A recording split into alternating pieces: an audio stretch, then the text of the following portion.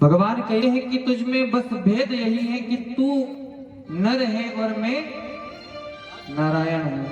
भगवान कह रहे हैं कि जिस सुंदर सृष्टि की तुमने रचना करी इसका पालन हार तो मैं हूं, बस भेद एक यही है कि तू नर है और मैं नारायण हूं।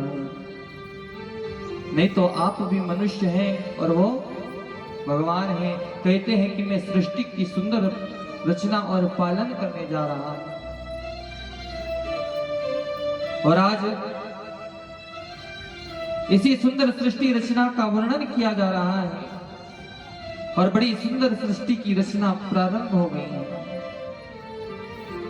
ब्रह्मा जी के 4 बेटों की उत्पत्ति हुई।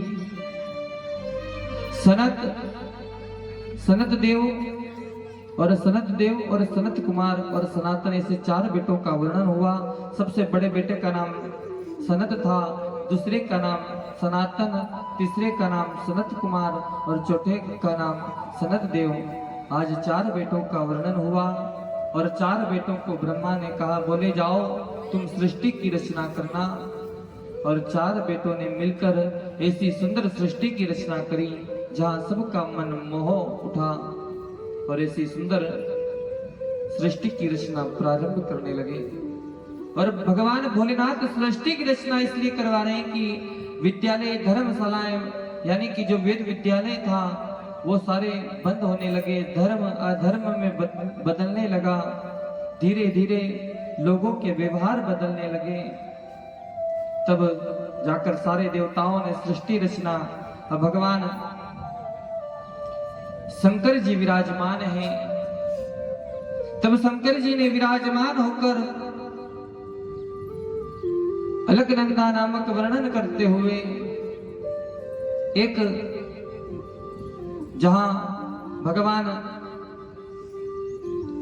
विराजमान है, जहां नाना प्रकार का वर्णन किया जा रहा है, जहां माता पार्वती विराजमान है, जहां सभी देवता विराजमान हैं, भगवान शंकर विराजमान हैं और सारे देवताएं भगवान शंकर माता पार्वती विराजमान है, सब उनके सम्मुख विराजमान है।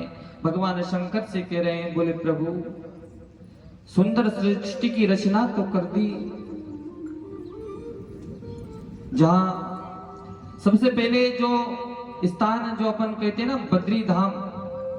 बद्री धाम में ही भगवान शंकर विराजमान थे और नारायण भगवान भटकते भटकते वहां आए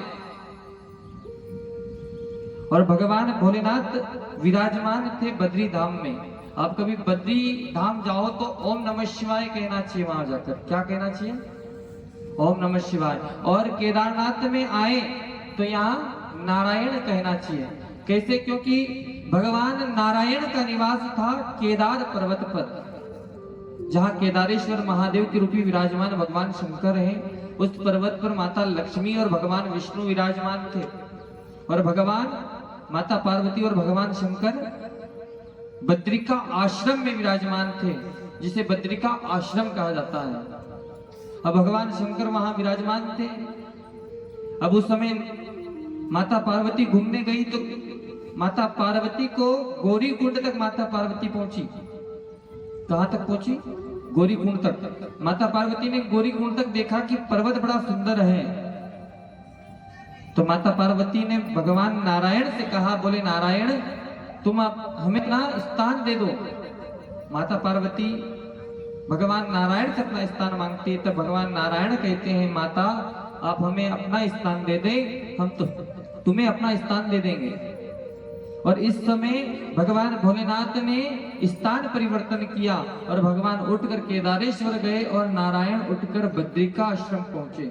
और इसी दिन से वहां ओम नमः शिवाय नाम लेने से मतलब मनुष्य